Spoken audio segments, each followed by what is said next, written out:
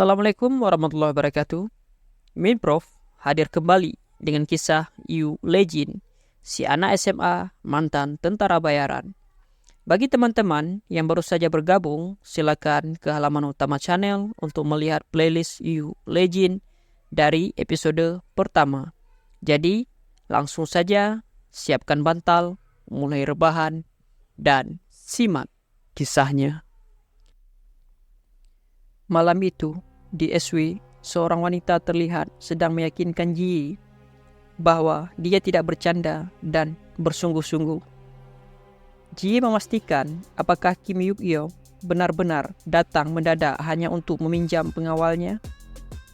Dengan wajah yang serius, Yuk-yo mengangguk. Namun, Ji masih ragu. Bukankah SA Group juga memiliki pengawal? Dia yakin hari itu Yuk-yo datang bersama mereka. Yuk-yong pun menjelaskan bahwa belakangan ini pengawalnya tidak bisa dipercaya. Ia bercerita, kemarin saat sedang berada di eskalator yang ramai, seseorang mendorongnya dengan keras. Namun para pengawal tidak mampu melindunginya dengan baik, sehingga ia hampir terjatuh. Meski awalnya ia berpikir itu hanya kecelakaan karena kerumunan, namun baru-baru ini terjadi kebakaran di kantornya. Dan kebetulan para pengawalnya sedang tidak di tempat, sehingga evakuasinya terlambat.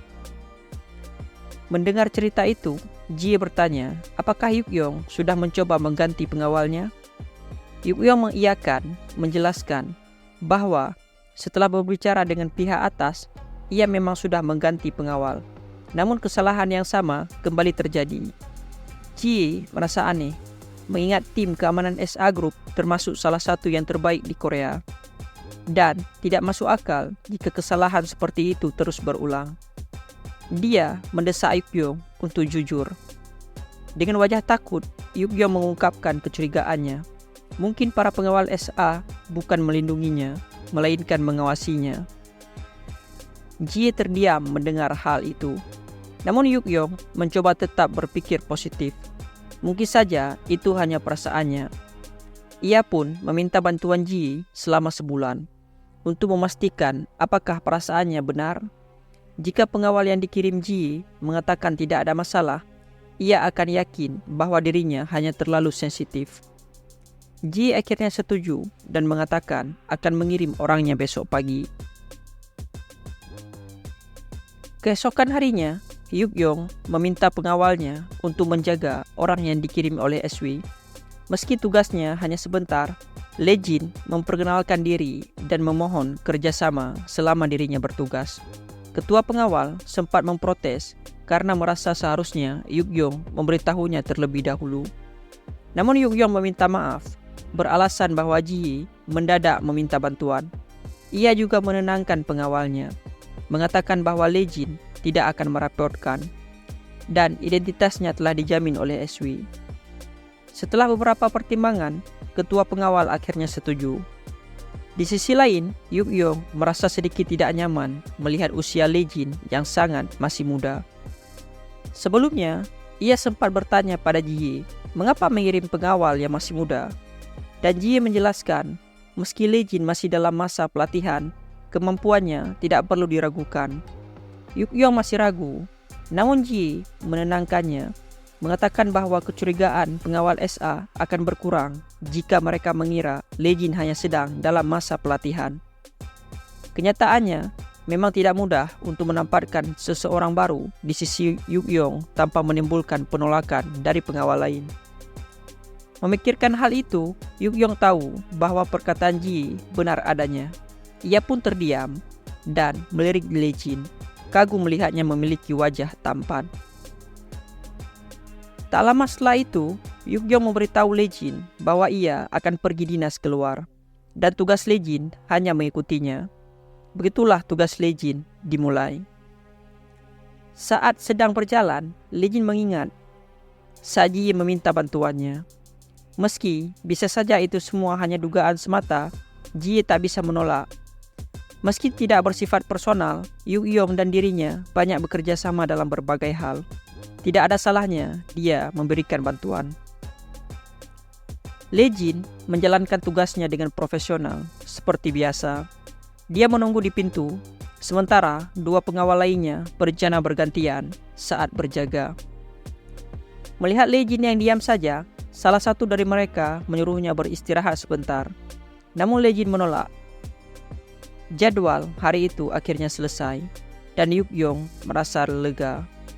Ia bertanya apakah Lejin merasa lelah, namun Lejin hanya menjawab bahwa semuanya baik-baik saja.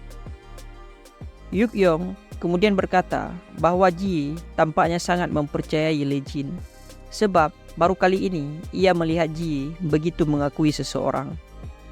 Namun, Lejin merasa bahwa Ji hanya terlalu baik padanya. Yukyong bingung karena menurutnya Ji bukanlah orang yang mudah percaya pada orang lain. Ia pun bertanya sudah berapa lama Lejin bekerja di SW. Lejin menjawab singkat. Namun, saat Yukyong berkomentar tentang popularitas Lejin di kalangan gadis-gadis SMA seusianya, Lejin dengan cepat membantah. Yukyong merasa kesal dengan tanggapan Lejin yang terkesan acuh. Lalu, ia menyerah dan menyatakan bahwa jadwal resminya sudah selesai. Lejin akan diantar pulang ke SW. Namun Lejin bersikeras menunggu hingga Yukyong benar-benar pulang ke rumah. Malamnya, Yukyong bersama pengawalnya tiba di sebuah bar mewah. Ia bahagia melihat pacarnya di sana dan segera memeluknya. Lejin hanya mengamati sambil melihat di ponsel. Jam menunjukkan pukul 10 lewat. Di dalam bar, Yukyong sempat bertanya mengapa pacarnya langsung datang dari bandara tanpa beristirahat terlebih dahulu. Padahal mereka bisa bertemu besok pagi. Pacarnya menjawab bahwa ia merindukan Yukyong setelah setengah tahun tidak bertemu. Yukyong tersenyum lebar, merasa sangat bahagia. Setelah minum-minum beberapa saat, Yukyong kehilangan kesadaran. Pacarnya bertanya, apakah Yukyong sudah mabuk? Dan setelah yakin bahwa Yukyong tak sadarkan diri, ia menyeringai licik. Ternyata ia memang berencana menculik Yukyong atas perintah seseorang. Ia diminta untuk memberikan sebuah pil kepada Yukyong. Pil itu tidak akan membahayakan, jadi dia tidak perlu khawatir. Si pacar melakukan itu dengan imbalan penghapusan utangnya sebanyak 6 miliar won akibat kalah berjudi. Dengan ekspresi licik, ia meminta maaf. Tapi sepertinya Yukyong tak akan memberi uang sebanyak itu jika mereka hanya berpacaran. Tiba-tiba, Lejin menerobos masuk dan melihat Yukyong pingsan. Ia segera mencoba membangunkannya, namun tidak ada respon. Sekarang sudah pukul 11. Tak mungkin Yukyong pingsan dalam waktu kurang dari 1 jam. Ditambah, tak ada bau menyengat dari mulutnya. Menyadari ada sesuatu yang tidak beres, Lejin mengambil gelas alkohol yang ada di meja. Pacar Yukyong marah besar dan mempertanyakan tindakan Lejin. Sementara pengawal lain memperingatkan bahwa pria itu adalah pacar ibu direktur. Namun, Lejin mengabaikan mereka. Dengan dingin memaksa Yukyong untuk meminum alkohol tersebut tepat di depan matanya. Pacar Yukyong menatap tajam, penasaran siapa bajingan yang mendadak ikut campur. Dia lalu bertanya, kenapa bocah itu tiba-tiba menyuruhnya meminum dari gelas itu. Pengawal Yukyong ikut memperingatkan. Lejin sebaiknya punya penjelasan yang masuk akal atas perilaku kurang ajarnya. Lejin menjelaskan, dia curiga pria di depannya memberi obat ke dalam minuman direktur. Pengawal itu langsung marah. Sementara, wajah pacar Yukyong berubah panik. Bertanya-tanya, bagaimana bocah itu bisa tahu tentang obat itu? Pengawal tadi menantang Lejin, bertanya, apa ia sadar dengan apa yang baru saja dikatakannya? Namun Lejin tetap tenang dan berkata akan membawa minuman tersebut sebagai barang bukti jika pria itu tidak mau meminumnya. Sebelum ia selesai bicara, pengawal itu menendang tangan Lejin, seketika menumpahkan minuman tersebut. Dengan nada marah, pengawal itu menuduh Lejin sudah gila, menciptakan keributan hanya karena ia berasal dari SW. Pengawal itu merasa mereka sudah cukup sopan kepada Lejin meskipun ia hanya seorang anggota pelatihan muda. Tetapi si bocah ini tidak tahu posisinya dan malah mengacau. Pengawal itu kemudian menyuruhnya pergi. Pengawal tersebut lalu membungkuk minta maaf, beralasan kalau direkturlah yang memutuskan untuk membawa serta bocah itu atas permintaan dari direktur SW. Semua ini terjadi karena si bocah tidak tahu apa-apa. Si pacar merasa lega, memperingatkan untuk memastikan hal seperti ini tidak terjadi lagi. Dan ia akan tetap di sana sampai Yukyong sadar. Jadi mereka bisa keluar sekarang.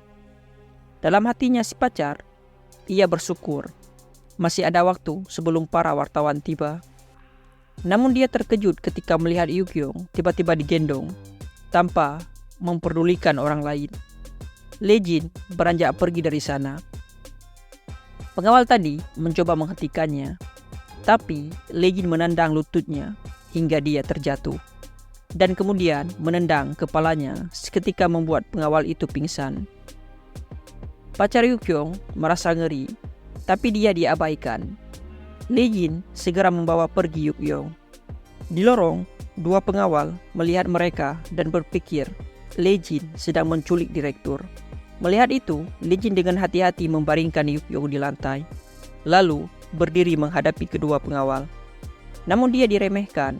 Salah satu pengawal maju menyerang, tapi Lee-jin menahan tangannya, lalu dengan cepat memukul leher hingga membuatnya tak berdaya. Dia kemudian menghantamkan lututnya, membuat si pengawal pingsan. Marah melihat lekanya dihabisi, pengawal lain ikut menyerang. Lee-jin berbalik, menusuk perutnya, lalu menghempaskannya ke lantai. Dalam sekejap, dia sudah melumpuhkan kedua pengawal. Dia kemudian membawa Yukyong pergi dari sana. Sesaat kemudian, terlihat Lee-jin sedang mengendarai mobil dan melaporkan pada Ji tentang apa yang terjadi. Seperti dugaannya, para pengawal SA Group bertindak mencurigakan. Alih-alih mengamankan barang bukti, mereka malah menghilangkannya. Ji tersentak teringat perkataan Yukyong bahwa para pengawal bukan melindungi, tapi mengawasi. Dan dugaan itu ternyata benar. Ji lalu bertanya di mana posisi Yukyong sekarang. Dan Lee-jin menjawab bahwa dia merasa harus pergi dari sana. Jadi saat ini mereka sedang dalam pelarian. Selain itu, karena nafas dan denyut nadi Yukyong stabil, sepertinya dia tidak dalam bahaya. Lee-jin berencana membawanya ke rumah sakit. Namun Ji menghentikannya. Jika Yukyong benar diberi obat sesuai perkataan Lee-jin dan rumah sakit membenarkannya, rumor palsu akan tersebar dan reputasi Yukyong akan hancur. Lee-jin heran. Meskipun saat ini direkturlah yang menjadi korban, Ji mengiyakan. Jika perkataannya dan Yukyong benar bahwa pengawal SA Group adalah pihak yang terlibat, itu berarti petinggi SA Group juga terlibat. Mungkin saja salah satu mereka mencoba menggunakan persoalan ini untuk menjatuhkan Yukyong. Dan ada satu orang yang terlintas dalam pikiran Ji. Lee-jin terdiam sesaat. Tapi kemudian perhatiannya teralihkan saat mendengar suara mobil di sampingnya. Ternyata itu pengawal SA Group yang berusaha menghentikannya. Ji juga mendengar suara itu, bertanya, apa mereka sedang dikejar? Lee-jin mengiyakan, mengatakan ada 3 mobil yang sedang mengejarnya. Ji lalu bertanya, apa dia sedang mengendarai mobil milik Yukyong? Lee-jin kembali menjawab iya. Ji memberitahu bahwa mobil Yukyong terpasang GPS sehingga pengawal SA bisa melacak dan menyusul. Lee-jin menjelaskan kalau dia tidak bisa mencuri mobil orang lain begitu saja. Ji tertawa kecil, menganggapnya menjadi murid baik hanya saat seperti ini. Dia lalu menanyakan kondisi Yukyong. Lee-jin memberitahu butuh waktu sedikit lebih lama agar Yukyong sadar. Ji berpikir mungkin para pengawal SA bertindak seolah Lee-jin telah menculik Yukyong. Tapi dia akan mengurus hal itu dengan segala cara. Jika saja Yukyong sadar dan menjelaskan pada mereka bahwa Lee-jin tidak menculiknya, masalahnya tidak akan jadi sebesar ini. Karena itu, sekarang Lee-jin harus melindungi Yukyong. Lejin berkata, tanpa diberitahu pun, itu memang sudah tugasnya. Ji kemudian tersenyum. Awalnya, dia pikir anak itu tidak manusiawi. Tapi anehnya, sekarang dia percaya padanya lebih dari apapun. Lejin kemudian menghentikan mobil, diikuti oleh pengawal dari SA. Kemudian, ketua pengawal keluar dari mobil, berteriak menyuruh anak buahnya menyeret si bajingan. Dalam sekejap, Lejin sudah dikepung puluhan orang. Seorang pengawal maju, tapi Lejin menangkis serangannya, lalu memberinya pukulan bertubi-tubi, sebelum akhirnya menghantam kepala si pengawal sampai berdarah. Pengawal lain terdiam, ketakutan melihat kebrutalan Lejin. Sementara itu, Lejin hanya berdiri sambil menatap mereka dengan dingin. Saat ini, di gedung SA Group, terlihat seseorang marah besar sampai melempar ponselnya hingga pecah. Orang itu kesal karena semuanya jadi kacau. Gara-gara satu bajingan bodoh yang tak becus melakukan tugasnya. Padahal, kalau saja Yukyong tetap di sana sedikit lebih lama, para reporter pasti sudah menggerebeknya. Dia lalu bertanya, di mana posisi Yukyong sekarang? Bawahannya memberitahu, katanya, mobil direktur sedang dalam pelarian dan para pengawal sedang mengejar mereka. Anggota tambahan juga sudah dikirim untuk berjaga-jaga. Pria itu kemudian memberi perintah untuk segera mengamankan Yukyong. Si bawahan mengiyakan, tapi dia penasaran. Jika wakil Presdir melaporkan pada polisi bahwa direktur diculik, bukankah hal itu malah bisa menjadi kesempatan? Ditambah mereka bisa melakukan tes darah dengan dalih untuk mengecek kondisi direktur setelah penyelamatannya. Artikel berita malah dapat dibuat lebih besar lagi dari yang mereka rencanakan. Wakil Presdir membalas, jika itu hanya sebuah penculikan, mungkin yang dikatakannya akan menjadi sebuah kesempatan bagus. Tapi masalahnya, orang yang menculik Yukyong adalah orangnya Shinji dari SW. Meski dia tidak tahu alasan Yukyong diculik, tapi apapun itu pasti akan ketahuan kalau penculiknya adalah orang dari SW. Kalau masalahnya bertambah besar dan SW merasa terusik, itu malah bisa menjadi bumerang bagi mereka. Sementara itu, sesaat setelah Lejin melumpuhkan seorang pengawal, yang lain datang dengan mobil dan segera bergerombol. Ketua pengawal memperingatkan, meski dia punya backingan, tapi dia harus berhenti di sini.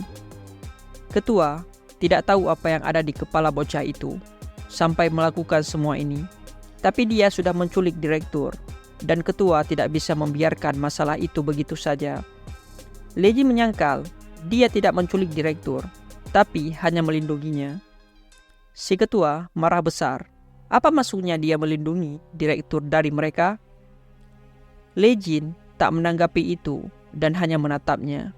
Tiba-tiba, Yukyong keluar dari mobil dengan rasa sakit di kepalanya.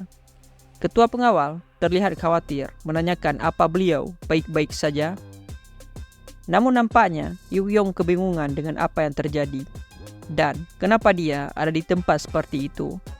Si ketua menunjuk Lejin, mengatakan bahwa bocah itu yang menculiknya. Yukyong berbalik dan melihat Lejin yang berdiri mematung, tak mengerti maksudnya. Lejin memberitahu dia hanya menebak, tapi sepertinya pacar direktur mencampur obat ke dalam minumannya. Yukyong kaget, apa yang dikatakan Lejin? Kenapa juga pacarnya melakukan itu? Lejin berkata dia tidak tahu alasannya. Ditambah dalam situasi tadi, para pengawal tidak melindungi direktur. Merasa ada yang tidak beres, dia membawa direktur keluar dari tempat tadi. Ketua pengawal dengan marah menuding Lejin berbohong. Bukankah direktur sudah menjalani hubungan dengan pacarnya selama 2 tahun? Mereka berniat menunggu di luar karena berpikir tidak akan ada bahaya. Bahkan, bukankah si bocah bilang itu hanya dugaan semata? Yukyong shock, tak percaya pacarnya melakukan hal seperti itu padanya. Walaupun Lejin direkomendasikan oleh Ji, bukankah dia sudah sangat keterlaluan? Yukyong tidak bisa berpikir jernih. Mungkinkah tindakan yang Lejin lakukan untuk melindunginya dari pengawal adalah menculiknya? Dia lalu berbalik mengajak para pengawal pergi. Si ketua tersenyum, mengatakan itu keputusan yang bagus dan mereka akan mengantarnya. Namun Yukyong masih penasaran kenapa Ji mengenalkan orang seperti itu padanya. Dia kemudian meminta mereka menunggu sebentar untuk memberitahu sesuatu pada Ji. Tapi ketua memaksa dengan halus dan ekspresinya perlahan berubah. Yukyong kembali mengulangi, berkata dia sudah bilang pada ketua dia akan bicara sebentar baru pergi. Si ketua mengatakan direktur bisa menelepon saat dalam perjalanan. Untuk saat ini beliau harus segera pulang dengan selamat lebih dahulu. Presdir dan anggota keluarga lain sedang mengkhawatirkannya. Yukyong bersikeras. Namun ketua sudah memerintahkan pengawal untuk membawanya. Saat pengawal perlahan mendekatinya, tubuh Yukyong gemetar ketakutan. Dan sebelum sempat membawanya, si pengawal ditinju sampai KO oleh Lejin. Lejin memberitahunya untuk mengabaikan mereka dan memintanya menghubungi Direktur Shinji. Ketua pengawal berteriak kesal, menyuruh pengawal menyingkirkan bocah itu dan membawa direktur. Dalam sekejap, beberapa pengawal maju mengeroyok, tapi mereka bukan tandingan Lejin. Dia menyerang dada salah satu pengawal lalu meninju dagunya. Di sisi lain, Yukyong menelepon Ji yang terdengar lega mengetahui kalau dia sudah sadar. Yukyong heran bagaimana Ji juga tahu kalau dia pingsan. Ji berkata Lejinlah yang memberitahunya. Dia juga dengar anak itulah yang membawanya pergi dari lokasi. Yukyong protes kenapa dia percaya kata-kata anak itu begitu saja. Mendengar itu, Ji menyuruhnya sadar. Yukyonglah yang mengatakan bahwa pengawalnya tidak bisa dipercaya. Jika begitu, pacarnya juga tidak bisa dijamin bisa dipercaya. Yukyong akhirnya sadar. Sementara itu, Lejin sibuk membantai puluhan pengawal yang mengeroyoknya. Seorang pengawal mencoba menyerang dari belakang, tapi dia malah terkena tinju di wajahnya. Raut wajah anak itu kembali menjadi dingin. Ji kemudian meminta Yukyong mengikuti Lejin untuk datang ke tempatnya. Nanti mereka bisa memastikan apa perkataan itu benar. Yukyong mengangguk. Tapi tiba-tiba terdengar suara hantaman keras di samping yang membuatnya tersentak. Dengan gemetar dia berkata kalau mereka tidak bisa pergi atau tidak. Saat ini pengawalnya sedang mengepung mereka dan ingin membawanya pergi. Jie tersenyum. Dia tak perlu khawatir. Yu Lejin adalah yang terbaik di tim keamanan SW. Setelah mendengar itu, Yukyong tersadar dan menyaksikan bagaimana Lejin menghabisi puluhan orang sendirian. Dia menatap heran, tak percaya apa yang dilihatnya. Sementara itu, Lejin bahkan tak terlihat kelelahan. Ya, maka berakhirlah kisah Yu Lejin pada hari ini. Min Prof pamit undur diri. Sekian. Assalamualaikum warahmatullahi wabarakatuh.